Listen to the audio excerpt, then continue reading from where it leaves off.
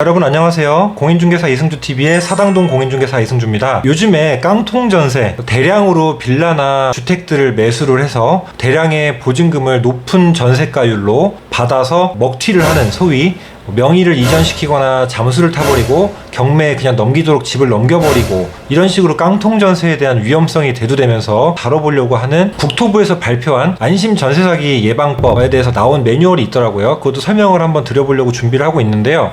어쨌든 오늘의 주제는 역시 깡통전세입니다. 자, 이 깡통전세 사례에 대해서, 판결에 대해서 임대인의 책임이 아니라 이번에는 공인중개사가 중개를 할 때 이 중개사의 말 한마디 때문에 중개사의 50% 과실 책임을 묻게 됐던 판결을 더불어서 여러분들도 좀 경각심을 일깨워 드리고, 우리 같이 현업에 계시는 공인중개사 분들도 이 내용을 꼭 알아두셔서 시세조사를 조금 더 원활하고 확실하게 하신 다음 브리핑을 하셔야 될 것 같다. 저 역시 마찬가지고요. 그것 때문에 이제 서두에 이런 내용이다라는 부분을 먼저 말씀을 드리고 영상을 시작을 합니다. 이 내용의 핵심은 뭐냐면, 다세대 주택이 있었어요. 근데 이 중개사가 이 다세대 주택의 등기부등본에 거래가액이 찍혔던 걸 보고 이제 매매가 진행이 됐었는데, 몇 년 전에 매매가를 대비해서 지금 봤을 때 분명히 이 집값은 올랐을 거고 지금 안정적이다. 지금 세입자가 전세를 들어올 건데 앞에 근저당이 있는데 이 근저당 깔고 나서도 이 전세 보증금까지 채워도 안전한 범위다. 혹시라도 문제 생기면 책임지겠다 라는 내용을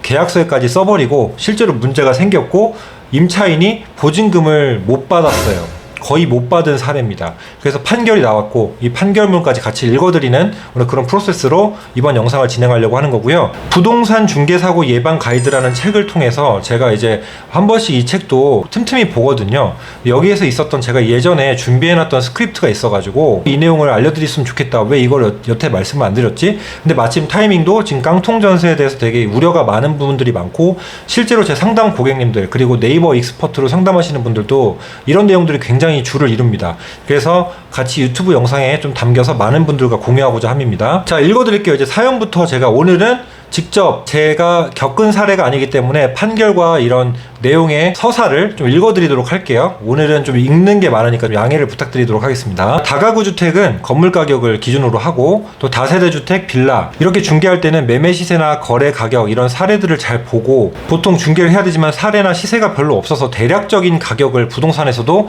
주변에 얼마에 거래됐대요, 여기 뭐 신축이니까 괜찮아요, 이런 식으로 그냥 대략적으로 설명을 하시고 넘어가는 경우가 대부분입니다. 그래서 그 말을 대비해서 그 부동산에서 얘기한 금액 대비 보증금이 안전한가의 비율을 부동산에서 말한 금액을, 시세를 기준으로 잡고 보증금이 안전한가를 찾죠. 여기서 문제가 된 겁니다. 이 사건은 결과적으로 중요한 요소인, 설명의 중요한 요소인 시가가 기준이었는데 이 시가가 잘못 설명이 됐고, 이 부실한 근거로 설명을 했고, 이렇게 해서 사고가 생겼고 보증금을 반환 못 받은 사례라고 할 수가 있는 거죠. 부동산 거래에 있어서 거래 당시의 시가는 임대차 계약이나 매매 계약을 결정하는 중요한 요소이다.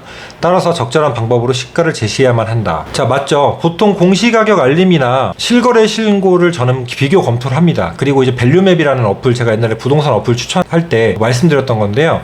이 토지나 주택 가격이 공시가격에 물론 비교를 해야 되고, 토지 가격도 저는 같이 보고요. 실거래 사례가 없다 그러면 몇 년 전 기준으로 여기 토지가 얼마나 올랐고 건물은 감가가 얼마나 됐으니 현재 실제로 좀 보수적으로 잡았을 때 이 정도 해야겠다라고 근거를 그렇게 만들어서 설명을 드려요. 근데 거기에 더불어서 저는 그렇다 할지라도 최대한 보수적으로 금액을 깎고 진행을 한 다음에 거기 대비해서 보증금이 안전해야 저는 중개를 합니다.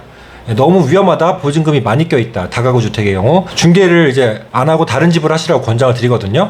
보통 부동산 공시가격 알림이에서 공시가격이 있으면 이 빌라나 연립 같은 경우는 공시지가, 나와 있는 공시주택 가격에 1.5에서 1.8배 정도 하면은 좀 보수적으로 현재 시가라고 잡으면 돼요. 근데 맥스 2배까지 보시는 분들도 있는데 좀 보수적으로 잡는 경향이 저는 있고요. 조금 안정적으로 잡아놓는 게 나으니까요. 물론 층수나 위치, 수리 상태에 따라서 금액 가격은 조금 더 차이가 몇 천만 원까지 날 수는 있습니다. 이제 이 본 사건에 대해서 이야기를 할게요.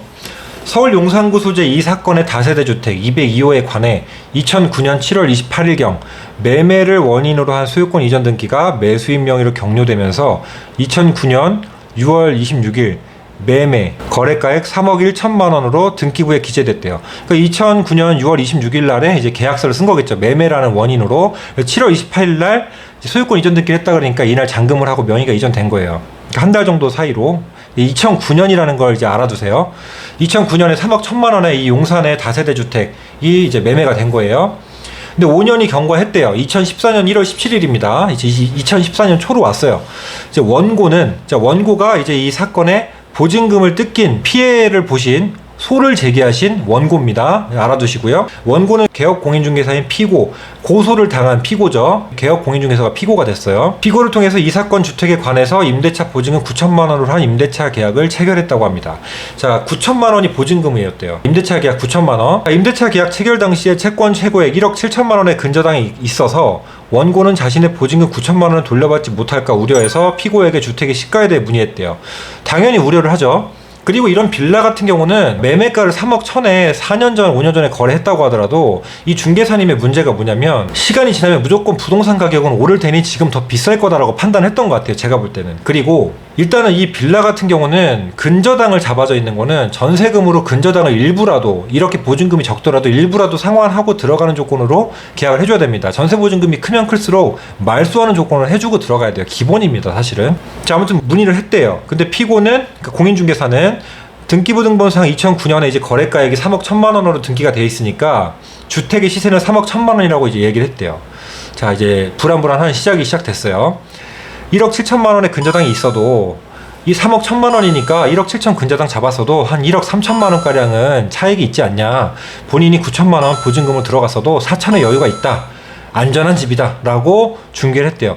자, 3억 1천만 원에 4천만 원이 남는다 그러면 실제로 다 떼고 한 85%에서 90%가 지금 채무인데, 전세가율만 봤을 땐 낮더라도 3억 천 대비 전세가율이 9천만 원이면 낮지만 근저당까지 있으면 굉장히 위험한 집이에요. 속된 말로 지금 세상에서 표현으로는 깡통 전세가 맞아요. 자, 보증금이 안전하다고 말했대요. 안전하지 않아요, 일단 제 생각에도. 근데 이제 당연히 불안하겠죠. 이 임차인이 훨씬 더 현명했던 것 같아요. 그래서 불안하니까, 그럼에도 원고가 우려하니 특이하게 보증금 반환에 관하여 이 사건을 부동산 공인중개사 사무소에서 책임지기로 한다는 특약까지 기재했대요. 정말 빨리 계약을 하고 싶었던 부동산이셨던 것 같아요. 하지만 제가 늘 말하죠. 이렇게 계약을 안 하면 안 했지, 확신할 수 없는 호언장담을 써놓는다던가 이후에 크게 나비 효과가 될 만한 이런 말을 함부로 하면 안 됩니다. 계약서에 한 글자 한 글자 정말 중요하거든요. 자, 마저 설명할게요. 그런데 2016년 11월 6일경에 경매 사건으로 임의 경매가 진행이 됐대요. 이야, 경락가가 1억 6,640만 원에 낙찰됐대요. 3억 1천만 원짜리 집이 1억 6,640만 원에 낙찰된 거예요. 이 부동산에서 말하는 3억 1천만 원의 시세가 아니게 됐죠. 유찰이 몇 번 돼서서 진행을 했는지, 아니면 한 번에 그냥 낙찰이 제일 높게 부른 사람이 1억 6천이었는지 모르겠지만 어쨌든 1억 6,600밖에 안 되는 바람에 원고는 6,865만 원을 회수하지 못했대요. 그러니까 2,135만 원만 돈을 가져갔어요. 9천만 원 중에 6,800만 원을 뜯겼습니다, 지금. 자, 가만히 있겠습니까, 이 세입자가? 거의 2천만 원 돈만 회수를 했으니까 이제 당연히 소를 제기한 거고, 이제 법리를 보고 판결문이 나왔습니다. 비슷한 판결 예시를 조금 찾아봤어요. 그래서 보니까 중개업자는 비록 그가 조사 확인하여 의뢰인에게 설명할 의무를 부담하지 않는 상황이더라도 의뢰인이 계약 체결 여부를 결정하는 데 중요한 자료가 되는 사항에 관하여 그릇된 정보를 제공하여서는 아니 되고, 맞죠? 그릇된 정보를 제대로 확인하지도 않은 채 그것이 진실인 것처럼 의뢰인에게 그대로 전달하여서 의뢰인이, 여기서는 이제 그 보증금을 뜯긴 사람을 예를 들 수 있겠습니다. 그 정보를 믿고 상대방과 계약에 이르게 됐다면 부동산 중개업자의 그러한 행위는 선량한 관리자의 주의로 신의를 지켜 성실하게 중개행위를 하여야 할 중개업자의 의무에 위반된다. 대법원 2008-42836 판결입니다. 자, 우리 공인중개사 공부해보신 분 아실 거고 현업에 계신 분들 아실 겁니다. 선량한 관리자의 의무 당연히 있고 신의 성실의 의무 있습니다. 중개사법 공부할 때 있었던 걸로 저도 기억을 하고요. 자, 거기에 위반했다고 지금 그 신의 측에 위반했다는 겁니다, 지금. 자, 다음 판결 한번 볼게요. 자, 이 판결이 이제 법원의 판결인데요. 실제 이 사건의 판결입니다. 서울 서부지방법원 2017 가단 12557 공제금. 자, 2027의 판결이 난 거네요. 임대차 계약을 중개함에 있어서 이 사건 주택의 시세에 관하여 문의하는 원고에게 시세를 알려주고자 한다면 중개업자로서 업무를 통하여 이미 인지하고 있거나 통상 조사할 수 있는 방법을 통하여 확인할 수 있는 범위 내에서 신의성실의 원칙에 따라 파악하여 설명하여 주면 된다. 자, 여기서도 신의성실의 원칙을 강조하고 있습니다. 우리 중개하시는 분들 다시 한번 신의성실의 원칙 꼭 다시 한번 알아두시면 좋을 것 같습니다. 자, 그래서 이 판결 보면 개업공인중개사인 피고는 자신이 업무상 인지하고 있는 부동산의 거래 시세나 시세를 알 수 있는 부동산 사이트를 통해서 그 정보를 알려주면 될 것인데, 2014년도에 임대차 계약을 체결하는 것임에도 만연히 등기부 등본에 기재되어 있는 과거 2009년도의 거래가액 3억 1천만 원을 토대로만 원고에게 시세로 알려줬다는 거예요. 일단은 띄엄띄엄 했다는 겁니다. 자, 두 번째, 부동산의 시세는 시대와 상황에 따라 변동적인 것인데 2009년도와 14년도에는 시간적 간격이 상당하고 이 사건 주택은 아파트가 아니라 다세대 주택인데 경험칙상 다세대 주택이 과거보다 항상 오른다고 볼 수도 없다. 자, 이 판사님께서도 아파트는 우상향이라고 생각하셨나봐요. 근데 경험상 다세대 주택은 떨어지는 경우도 많고 안 오르는 경우도 많다. 보합이나 횡보, 답보 상황도 많다라고 판단하신 것 같습니다. 자, 세 번째, 그럼에도 불구하고 여전히 임대차 보증금의 반환을 우려하는 원고에게 특약사항으로 보증금 반환에 관하여는 중개사인 자신이 책임지겠다는 특약까지 하여 원고로 하여금 임대차 계약을 체결하도록 적극 권유했다. 장사치처럼 했다는 거예요. 그러니까 4번, 임대차 계약 당시인 2014년경에 이 사건 주택의 시세는 인터넷 사이트인 온나라 사이트에는 1억 8천만 원에 실제 거래되었던 것으로 나타났다. 그렇네요. 이분이 정말 시세조사를 꼼꼼히 안 했다는 게 이제 여기서 증거가 확보가 됐죠. 법정 증거주의니까 법원에서 이런 증거를 채택을 할 수밖에 없겠죠. 공동주택가격 확인서에는 1억 9,600만 원 정도로 나타나 있다. 자, 5번, 사정이 이러하다면 원고가 임대차 계약 체결 여부를 결정하는데 중요한 자료가 되는 주택 시세에 관하여 통상 할 수 있는 조사도 전혀 하지 아니한 채 그릇된 정보를 제공하고, 자, 이제 이렇게 판단을 하고 계시죠. 마치 그것이 진실인 것처럼 원고에게 전달하여 원고로 하여금 임대차 계약을 체결하도록 한 것으로서 피고의 그러한 행위는 선량한 관리자의 주의로 신의를 지켜 성실하게 중개행위를 하여야 할 중개업자의 의무에 위반된다고 할 것이다. 아까 얘기한 똑같은 얘기고요. 자, 이렇게 해서 이제 내용을 딱 읊었어요. 그 다음에 책임 제한, 여기서 좀 감해줄 만한 부분 요소들이 있다는 거예요. 이제 판사님이 이제 판결하기에. 단, 책임 제한의 부분에서 원고로서도 자신이 임대차 계약의 당사자이고 보증금 반환 문제는 원고의 손해로 직결되는 것이므로 임대차 계약 당시 이 사건 주택의 시세를 인터넷 사이트 등을 활용하여 충분히 조회하여 볼 수 있었음에도 전혀 이를 하지 아니한 채 만연히 피고의 말만 믿고 임대차 계약을 체결한 과실이 있고, 따라서 피고의 책임을 손해액의 50% 정도로 제한함이 상당하다. 자, 그러니까 보증금을 돌려받을 이 세입자조차도 조금 더 적극적으로 알아볼 수도 있고 본인의 손해로 직결되는 부분인데 본인이 조금 더 적극적으로 진행하지 않았다는 거예요. 그래서 개업공인중개사 적극적으로 특약까지 써주면서까지 계약을 체결시켰던 이 공인중개사에게 피해액의 50%를 배상하라 라는 판결이 내려졌다는 겁니다. 자, 결어라고 해서 이제 결론 맺는 말이죠. 과거의 거래자료인 등기부 기재는 적절한 시세 설명 자료가 될 수 없다. 물론 이 등기부 등본까지 같이 보여주면서 다른 시세 조사를 통해서 같이 근거 자료를 활용하면은 유익하겠죠. 하지만 이것만 가지고는 결정적이지 않다라고 얘기를 하는 겁니다. 그래서 추가적으로 이제 두 번째가 나왔네요. 감정평가까지 요구하진 않더라도, 자, 감정평가 금액이 사실 적지 않아서 감평을 요구하는 경우 쉽진 않습니다. 실제 임대차에서. 공동주택가격 확인서, 부동산 실거래 조회 가격, 국민은행 시세. 자, 제가 예전에 얘기했죠. 국민은행 KB 시세를 되게 신뢰를 많이 하고 기준점이 된다고 얘기했었습니다. 세 가지를 크게 많이 하는데 제일 흔하고 쉬운 게 거래사례 비교법이라 이 거래사례를 바탕으로 비교를 많이 한다라는 부분 여러분들 1차적으로 알아두시고요.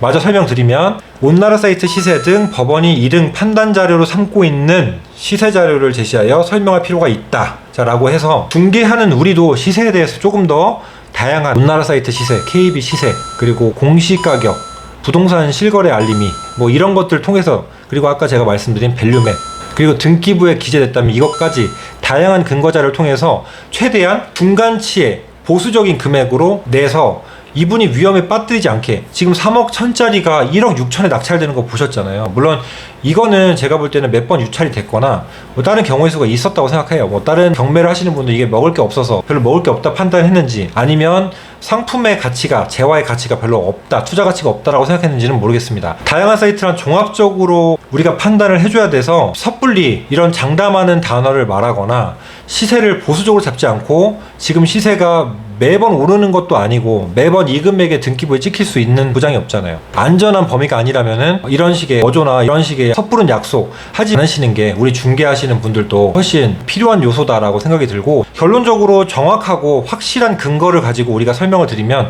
안전한 중개를 통해서 이렇게 구하시는 임차인 분도 신뢰감을 확보할 수가 있고, 막말로 이렇게 위험한 범위까지 갔을 때 1억 6,600에 낙찰을 받았을 때 근저당을 일부 말소했거나 근저당을 일부 감액을 하거나 아니면 아니면 실제 조금 더 사례 조사를 통해서 보수적으로 2억대 정도까지만 잡았었다면 이렇게 집을 중개를 함에 있어서 근저당을 그대로 두고 호언장담을 하면서 집을 계약시키는 일은 없었다고 생각을 합니다. 그래서 이 부동산 중개 사고 예방 가이드라는 책에서 너무 유익한 내용이 있어가지고 이 판결을 바탕으로 제가 여러분들께 현업에 계신 선후배분들, 그리고 임대차 계약하시려는 전세 계약하시려는 분들, 특히 깡통 전세 우려하시는 분들 모두 다 이 영상을 통해서 많은 내용과 경각심을 얻으셨으면 하는 바람으로 이 영상을 남깁니다. 최근에는 사실은 전세가 워낙 금리가 많이 올라가서 전세를 현금 박치기로 하시는 분이 적잖아요. 대출을 많이 하시는데 금리가 너무 인상이 됐잖아요. 그래서 차라리 보증금 줄이면서 월세를 올리는 게 훨씬 더 이득이다 라고 해서 합리적이고 안전하다라고 하셔서 지금은 월세 상품이 압도적으로 중개 건수가 많습니다. 아파트를 제외하고선 사실은 빌라 전세가 거의 지금 뭐 정말 많지 않고, 근데 전세를 어쨌든 비율이 적어진 거지 정말 많이 전세를 하시긴 하시잖아요. 앞으로도 그럴 거고, 우리나라에만 고유하게 있는 제도가 전세잖아요. 그러다 보니까 여러분들이 전세에 관련된 사례에 대해서 굉장히 질문도 많으시고 저 역시 문의를 많이 받습니다. 그러니까 이 영상 통해서 꼼꼼히 내용 파악하시고 이런 사례도 있구나 라고 공부가 되셨으면 좋겠습니다. 다음 영상에서 또 만나도록 하고요. 유익하셨길 바랍니다. 감사합니다.